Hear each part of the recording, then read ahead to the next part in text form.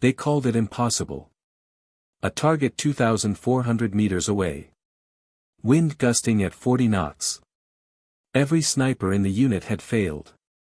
When she stepped up to the rifle, the younger soldiers laughed. 3 seconds later, the target dropped. The laughter died instantly. Staff Sergeant Maya Reeves stood at the back of the outdoor range at Fort Bragg, watching the latest class of sniper candidates struggle with a training exercise that should have been routine. The North Carolina sun beat down mercilessly, creating heat mirages that distorted the distant targets. She made notes on her tablet, tracking each shooter's performance with clinical precision. "Another miss," Lieutenant Brennan called out from the observation tower, his voice carrying across the range. "That's 5 consecutive failures on the 800-meter target." Maya didn't react visibly, but she noted the wind speed and direction. The candidates were compensating incorrectly, fighting the rifle instead of working with it. Basic mistakes that revealed gaps in their training. "All right, break for 15, Brennan announced. "Reeves, debrief them while I coordinate with command." As the lieutenant descended from the tower, Maya approached the cluster of candidates, all men, all carrying themselves with the confidence of soldiers who had completed basic sniper training. Their body language shifted as she approached, a subtle dismissiveness that she'd learned to recognize over the past 6 months. "The wind compensation formula you're using is outdated," she began, keeping her voice level and professional. "The new models account for."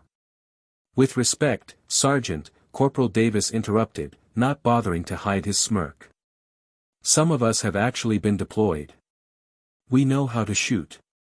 Several others chuckled. Maya's expression remained unchanged. "Your groupings suggest otherwise," she replied simply. "The 800-meter target shouldn't be challenging for candidates at your level." "Maybe the targets are miscalibrated," another suggested. "Or maybe the instructors here are used to different standards." The implication hung in the air. Maya had heard variations of this sentiment since her arrival at Fort Bragg. Desk instructor.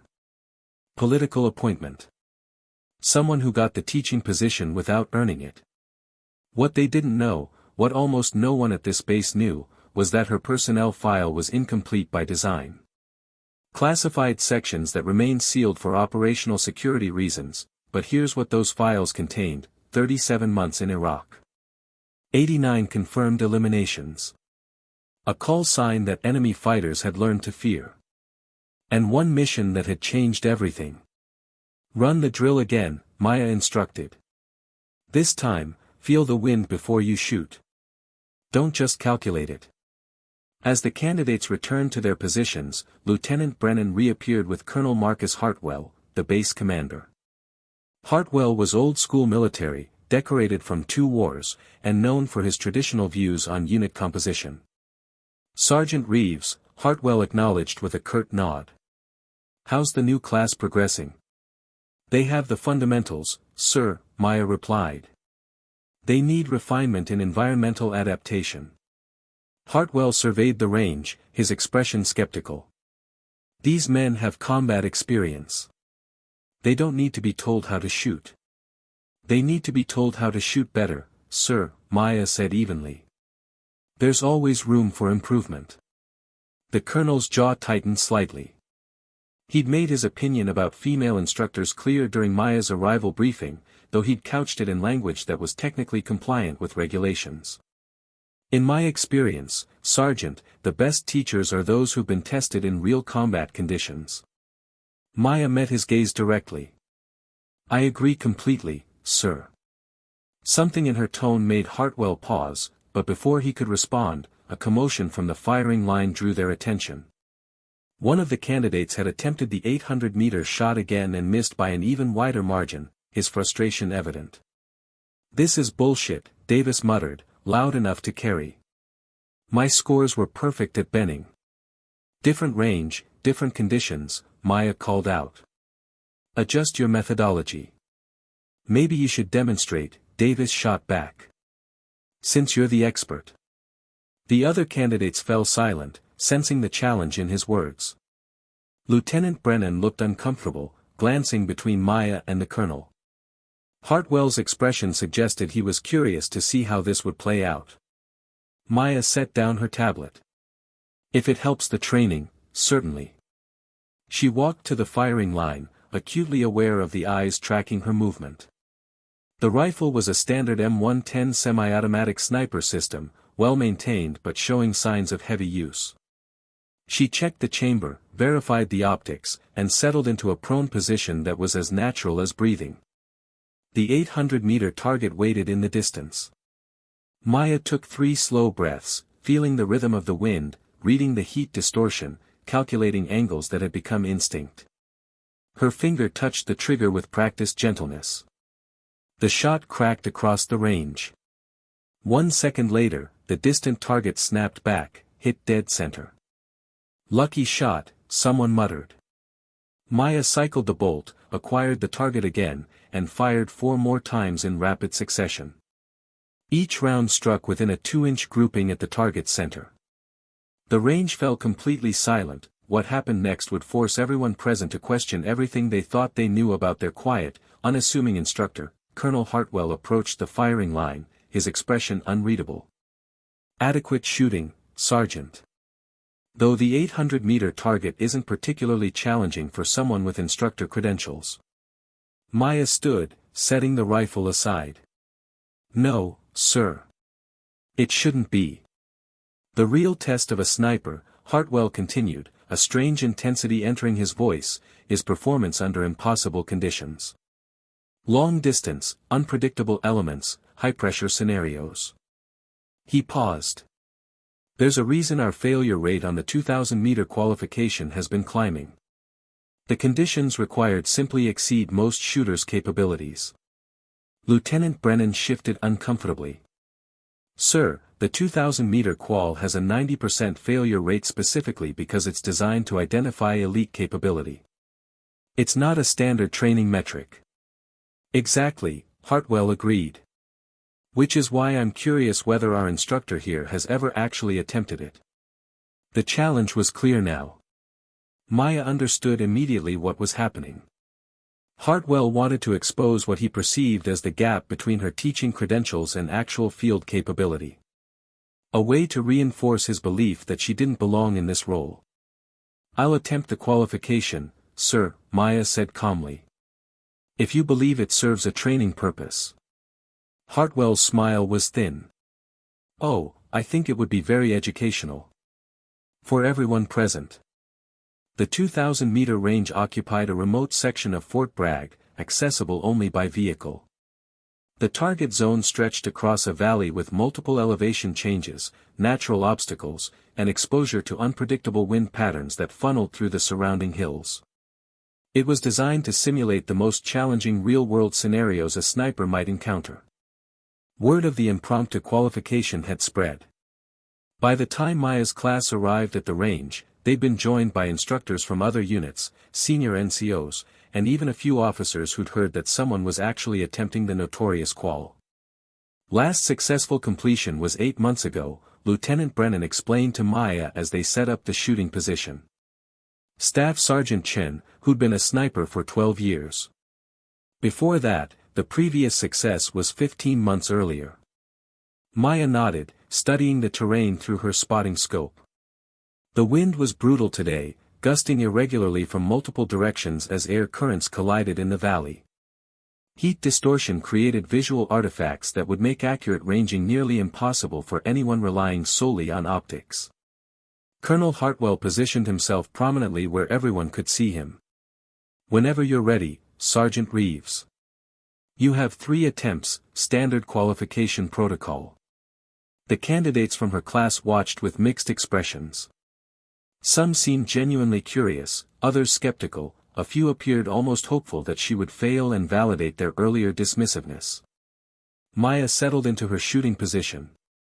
The rifle was an M2010 enhanced sniper rifle, the military's premier long-range platform. She'd requested it specifically, and Hartwell had approved, likely assuming it wouldn't matter. What no one except Maya knew was that she'd used this exact model in Mosul. That the rifle's weight distribution, trigger pull, and recoil pattern were as familiar to her as her own heartbeat. That she'd made shots at this distance and greater under conditions that made today's challenge look comfortable, but the real story, the one that would emerge in the next 10 minutes, wasn't about the shot itself. It was about what happened when people finally learned who they'd been underestimating. Through the scope, Maya studied the target, 2,000 meters downrange. A standard silhouette, but at this distance, it was barely visible to the naked eye, appearing as little more than a dark speck against the hillside backdrop. She calculated wind speed at multiple points along the bullet's flight path, accounted for the temperature differential, and adjusted for the Coriolis effect that would influence a projectile traveling this distance. Her first shot preparation took 90 seconds. The crowd grew restless, interpreting her deliberation as hesitation. "This is the part where most people realize they're out of their depth," someone commented quietly. Maya's breathing slowed.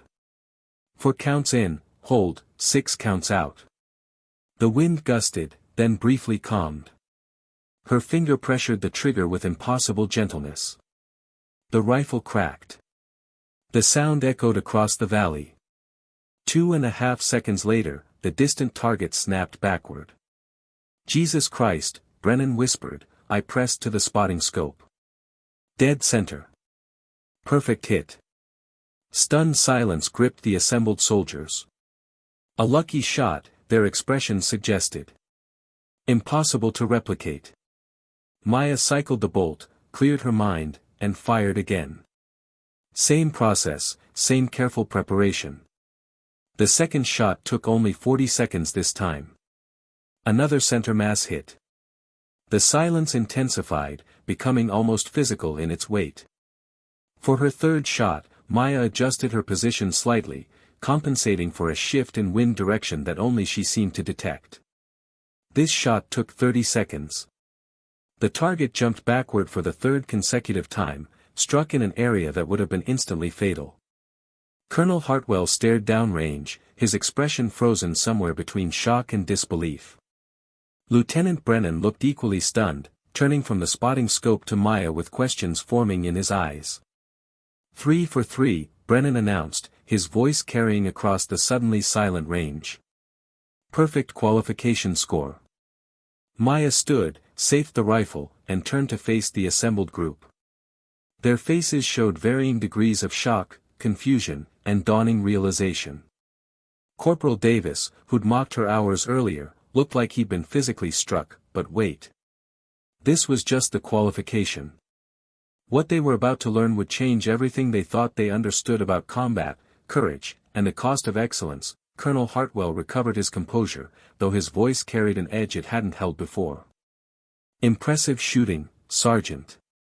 I wasn't aware you had long-range qualification credentials. I have several credentials that aren't in my standard file, sir, Maya replied evenly. I see. Hartwell's eyes narrowed slightly. Perhaps we should discuss your complete record. My office, 1,600 hours. As the crowd began to disperse, still processing what they'd witnessed, Lieutenant Brennan approached Maya. That was. I've never seen anyone shoot like that. Where did you train? Iraq, mostly, Maya replied, beginning to pack the equipment. Iraq, Brennan repeated. Were you deployed as a sniper? Among other things. Before he could press further, Corporal Davis approached, his earlier arrogance completely absent. Sergeant Reeves, I owe you an apology. I was out of line earlier. Maya met his eyes directly. You were operating on incomplete information, Corporal. We all make judgments based on what we think we know. Still, I was disrespectful. Yes, Maya agreed simply. Don't let it happen again. At precisely 1,600 hours, Maya reported to Colonel Hartwell's office. The space was exactly what she'd expected, walls covered with commendations and unit photographs, a desk organized with military precision, and an American flag standing in the corner. Hartwell sat behind his desk, but he wasn't alone. Major Sarah Chen, the base's personnel officer, occupied one of the visitor chairs. On the desk between them lay a file folder marked with red classification stripes. Sergeant Reeves, Hartwell began, gesturing to the empty chair. "Major Chen has brought something to my attention. Your complete service record, including sections that apparently require special clearance to access." Maya sat, her expression neutral. She'd known this moment would come eventually. "According to this," Hartwell continued, opening the file, "you served 37 months in Iraq with the 75th Ranger Regiment. Attached to multiple special operations units as a designated marksman and sniper." He paused, reading. 89 confirmed eliminations. Multiple commendations for valor. And a medical discharge following injuries sustained during. He stopped, his face paling slightly as he read the next section. "The Mosul extraction," Major Chen finished quietly. "Operation Silent Shepherd." The name hung in the air. Even years later, even among people without access to classified details, Silent Shepherd was whispered about in military circles. A rescue operation that had gone catastrophically wrong. A team pinned down for 72 hours. Casualties that official reports couldn't fully capture. "You were part of that?" Hartwell's voice had changed completely, the earlier challenge replaced by something closer to awe and horror. "I was the sniper providing overwatch for the extraction team," Maya confirmed.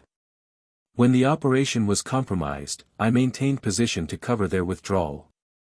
"Maintained position," Major Chen repeated, consulting the file. "The report says you engaged enemy forces for 14 hours straight. Multiple wounds. You held off an enemy company-sized element to allow the team to reach the extraction point." But here's the part that would make everyone in that room understand why Maya never talked about her past. Why she'd accepted being underestimated. Why some wounds can't be seen. "I did what was necessary," Maya said simply. Hartwell closed the file slowly. When he looked up, his entire demeanor had transformed. "Sergeant Reeves, I owe you an apology that goes far beyond this morning's challenge. I made assumptions based on incomplete information and personal bias. That was wrong." "Sir, the assumptions were understandable given." "No," Hartwell interrupted firmly. "They weren't. A soldier's capability should be judged by their demonstrated performance and credentials, not by preconceptions." He stood, moving around the desk. "You allowed yourself to be underestimated rather than demanding recognition. Why?" Maya considered the question carefully. "Because the mission matters more than ego, sir. My role is to train the next generation of snipers. Their learning is more important than my reputation." "But you could have corrected our assumptions immediately," Major Chen noted. "Instead, you let soldiers dismiss and disrespect you for months." "I learned more about their true capabilities by being underestimated," Maya explained. "When people don't feel they need to prove themselves to you, you see who they really are. That information helps me train them better." Hartwell absorbed this, nodding slowly. "That's an unusual approach." "It's effective," Maya countered. "Today's demonstration will change how those candidates approach training. They'll question their assumptions, push their limitations, and ultimately become better snipers. That outcome serves the mission. Even at personal cost," Chen observed. Maya's expression flickered briefly, a shadow passing across her features. "Every choice in service carries personal cost, ma'am. The question is whether the cost serves a greater purpose." Hartwell returned to his desk, but his posture had changed. The rigid authority had been replaced by something more thoughtful. "Your record indicates you were recommended for the Silver Star for your actions in Mosul. The recommendation was classified and apparently never processed." "The operation was classified, sir. Recognition wasn't possible without compromising security. And you accepted that? It was never about recognition." Word of Maya's true background spread through Fort Bragg with remarkable speed. By the next morning, the atmosphere in her training classes had completely transformed. The dismissive attitudes had vanished, replaced by intense focus and genuine respect. Candidates hung on her every word, asked detailed questions, and approached training with renewed seriousness. Corporal Davis, in particular, had undergone a complete transformation. He arrived early to each session, took meticulous notes, and privately asked Maya for additional guidance on improving his long-range accuracy. "I've been thinking about what you said," he told her during a break between exercises. "About operating on incomplete information. I realized I do that a lot. Make judgments without really knowing." "Most people do," Maya replied. "The important thing is recognizing it and adjusting." "How do you deal with it?" he asked. "People underestimating you, I mean. Doesn't it make you angry?" Maya considered the question while watching the other candidates practice their fundamentals.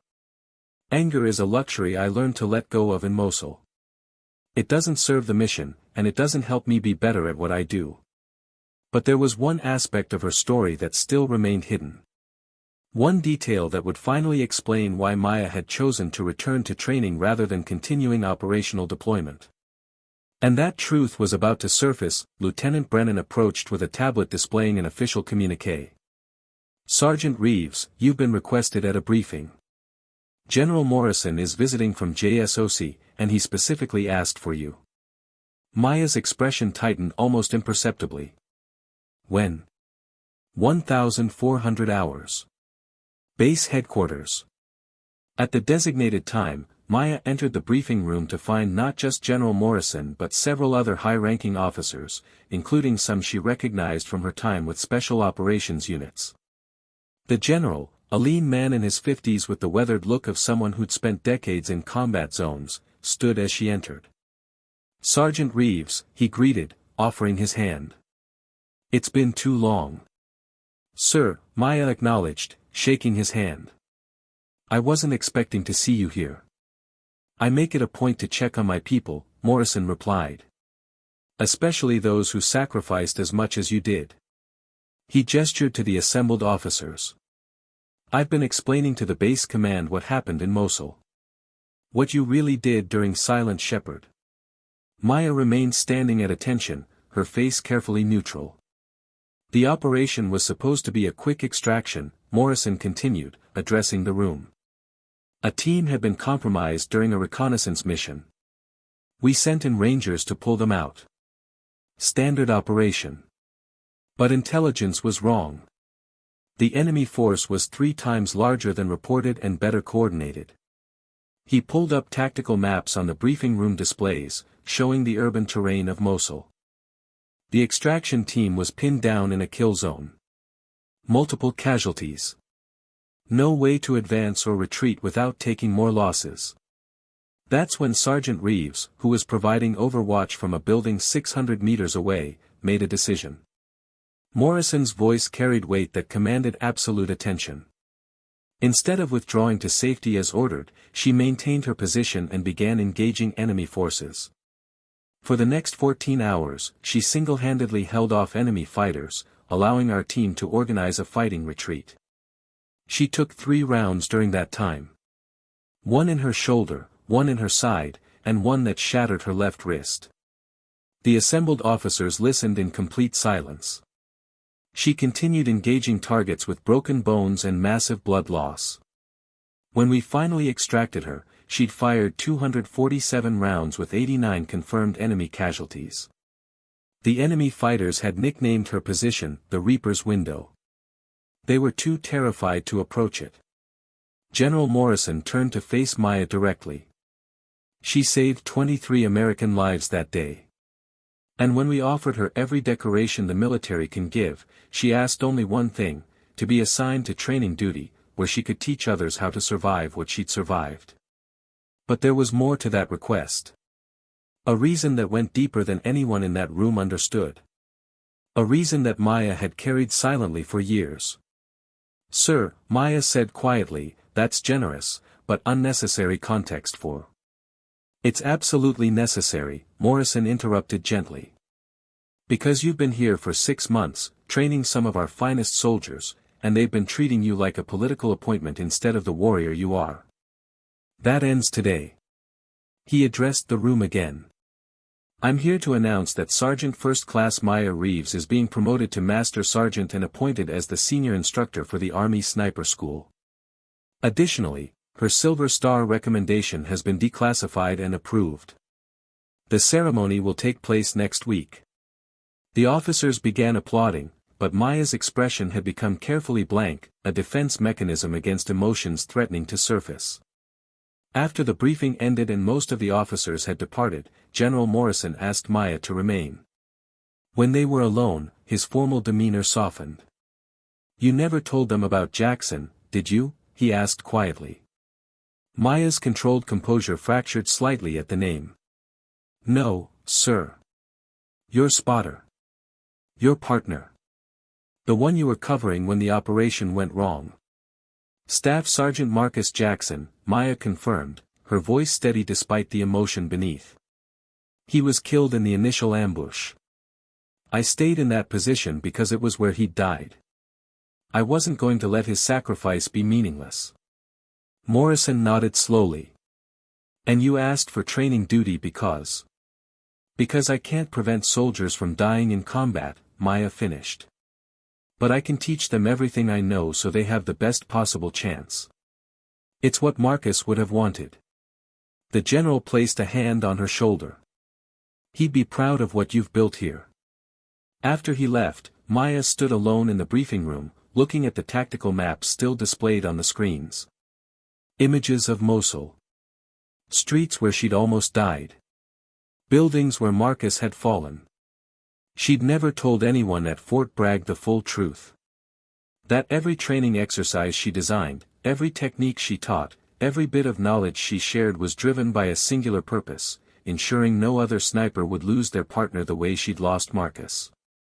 That was why she'd endured the underestimation and dismissiveness. Why she'd focused entirely on the mission rather than personal recognition. Because 23 soldiers had gone home to their families because of what she'd done in Mosul, and if she could teach others to do the same, Marcus's death would have meaning beyond grief. The Silver Star ceremony took place on Fort Bragg's main parade ground. Maya stood at attention while General Morrison pinned the medal to her uniform, the gathered soldiers looking on in silent respect. The candidates from her training classes occupied the front rows, their faces reflecting a mixture of pride and renewed understanding. "This medal is awarded for gallantry in action," Morrison announced. "For conspicuous courage in the face of overwhelming enemy forces. For choosing to stand when retreat was available. For demonstrating the finest qualities of American military service." After the ceremony, as soldiers lined up to congratulate her, Maya found herself approached by Colonel Hartwell. "Master Sergeant Reeves," he said formally. "I'd like to speak with you about expanding the sniper program. Your methods and your experience are exactly what we need to train the next generation. I'd like to give you complete authority over curriculum development." Maya considered this. "Sir, I appreciate the confidence, but the current curriculum is fundamentally sound. What's needed isn't wholesale changes, but adaptive teaching that recognizes individual learning styles and challenges students' preconceptions. Including their preconceptions about who can be an effective sniper," Hartwell noted. "Especially those," Maya agreed. Over the following months, Maya's influence transformed the sniper program at Fort Bragg. Her reputation attracted candidates from across the military, all eager to learn from the soldier who'd achieved legendary status not through self-promotion, but through demonstrated excellence. Lieutenant Brennan, who'd been promoted to captain, became her executive officer for the program. Together, they developed training scenarios that emphasized not just technical skill, but the mental resilience and ethical judgment required for long-range combat operations. Corporal Davis, who'd completed his training with top scores, requested to remain at Fort Bragg as an assistant instructor. "I want to help teach what you taught me," he explained. "Not just shooting, but the whole mindset. The discipline, the patience, the way you see the mission as bigger than yourself." Maya's response was characteristically direct. "Then you need to understand that teaching is harder than doing. You'll be questioned. Doubted. Sometimes dismissed. The test is whether you stay focused on the mission or get distracted by ego. Is that what you did?" Davis asked. Stayed focused. Every day, Maya confirmed. One afternoon, 6 months after her promotion, Maya received an unexpected visitor. A young woman in army fatigues, wearing the insignia of a private first class, waited outside her office. Master Sergeant Reeves, the soldier asked, her voice uncertain. I'm Private Elena Jackson. Marcus Jackson was my uncle. Maya's professional composure wavered. She invited the young woman into her office, noting the family resemblance immediately. Elena had her uncle's intense eyes and determined jaw. My family told me about Mosul, Elena explained. About how you tried to save him. How you held that position for hours to make sure his death meant something. Tears formed in her eyes.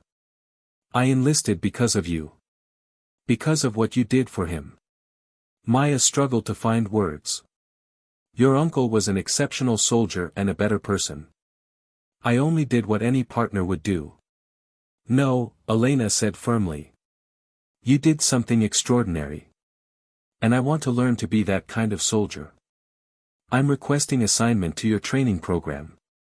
Looking at Marcus's niece, seeing the same fire and determination that had made him an exceptional sniper, Maya felt something shift inside her. The grief she'd carried for years didn't vanish, but it transformed into something closer to purpose. The training is extremely difficult, Maya warned. I won't give you special consideration because of your uncle. I don't want special consideration, Elena replied. I want to be trained by the best, the way my uncle would have wanted. Maya nodded slowly. Report to the range at 0600 tomorrow. Bring your determination and leave your expectations behind. 2 years after her Silver Star ceremony, Maya stood at the same range where Colonel Hartwell had challenged her. But everything had changed. The sniper program had expanded dramatically. Graduation rates had improved. Most importantly, the culture had transformed. Female soldiers now comprised 30% of sniper candidates, a dramatic increase from the token numbers of previous years. The training emphasized capability over conformity, results over preconceptions. Private Elena Jackson had not only completed the program but had graduated at the top of her class. She stood now as a sergeant, preparing for deployment to Afghanistan with Maya's techniques and her uncle's legacy guiding her. At the graduation ceremony, Maya addressed the newest class of qualified snipers. You've learned the technical skills. The ballistics, the field craft, the mechanics of long-range engagement. But the real lesson is something deeper. It's about understanding that excellence doesn't announce itself. It doesn't demand recognition. It simply performs when called upon, regardless of whether anyone is watching or acknowledging. Some of you will deploy to combat zones. Others will serve as instructors or in support roles. Wherever you go, remember that your capability speaks for itself. You don't need to prove yourself to people who are determined not to see you. You only need to be ready when the mission demands your best. There will be times when you're underestimated. Times when your credentials are questioned. Times when people make assumptions based on superficial factors. In those moments, remember, the target doesn't care about their opinions. The mission doesn't care about their preconceptions. Only your preparation, your skill, and your commitment matter. You are now part of a legacy that spans generations. Snipers who served in silence, who made impossible shots under terrible conditions, who held positions when others retreated. Some of them are remembered. Many aren't. But every one of them contributed to the knowledge and capability you now possess. Honor that legacy. Not through boasting or self-promotion, but through quiet excellence. Through being ready when called. Through teaching others what you've learned. Through understanding that the mission always matters more than recognition. After the ceremony, as the newly graduated snipers celebrated with their families, General Morrison approached Maya. I've been asked to offer you a position at the Special Operations Training Command, he said. Developing advanced programs for elite units.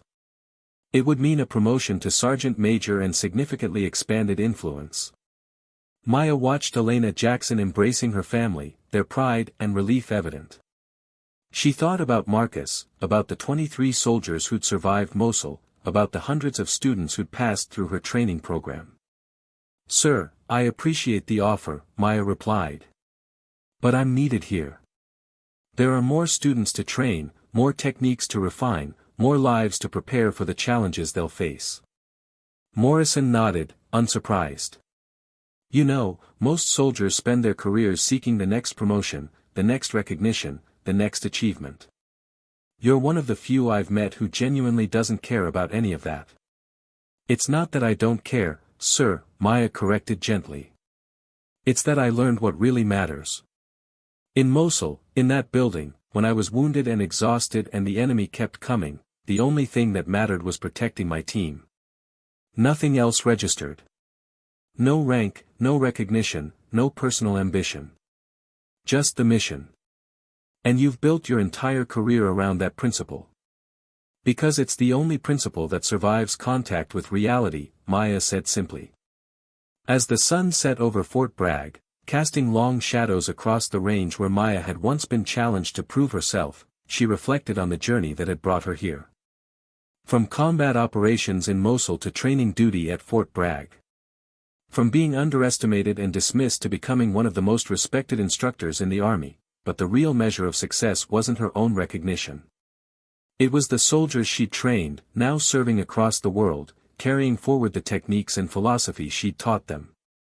It was Elena Jackson, preparing to honor her uncle's legacy by serving with the same dedication he'd shown.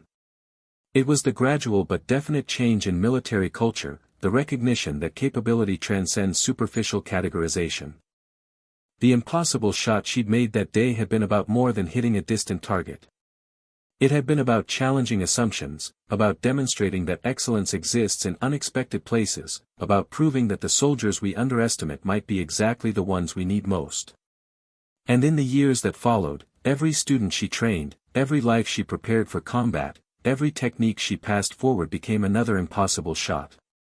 Not measured in meters, but in lives saved, missions accomplished, and legacies honored. 5 years later, Master Sergeant Elena Jackson found herself in similar circumstances to her mentor. Deployed to a remote firebase in Afghanistan, she'd been providing overwatch for a patrol that had become pinned down by enemy fire. The extraction was compromised. The enemy force was larger than intelligence had reported. The situation was deteriorating rapidly. And in that moment, 800 meters from the fight, Elena remembered every lesson Maya had taught her. Not just the technical skills, but the deeper understanding. That the mission matters more than self. That excellence means performing regardless of recognition. That sometimes, you hold your position not because anyone orders you to, but because it's right. For the next 6 hours, she engaged enemy positions with precision that would have made her uncle proud and her mentor unsurprised. When the patrol finally extracted successfully, Elena had logged 34 confirmed eliminations and taken a round through her shoulder. When they debriefed her afterward, asking how she'd maintained such accuracy under extreme duress, her answer was simple. "I had a good teacher. She taught me that the impossible shot isn't about distance or conditions. It's about being ready when no one thinks you can do it, and doing it anyway." The hangar at Fort Bragg that once echoed with mocking laughter now serves as a memorial. On its wall hangs a simple plaque. Excellence requires no announcement. Capability needs no defense. True warriors prove themselves not through words, but through actions when it matters most. Below it, a single photograph, Master Sergeant Maya Reeves at the range, making the impossible shot that changed everything. Have you ever witnessed the moment when someone's quiet competence finally received the recognition it deserved? When assumptions shattered against the reality of demonstrated excellence? Share your stories in the comments. And remember, the next time you're tempted to underestimate someone, consider that you might be standing before someone who's already done the impossible, they just haven't told you yet.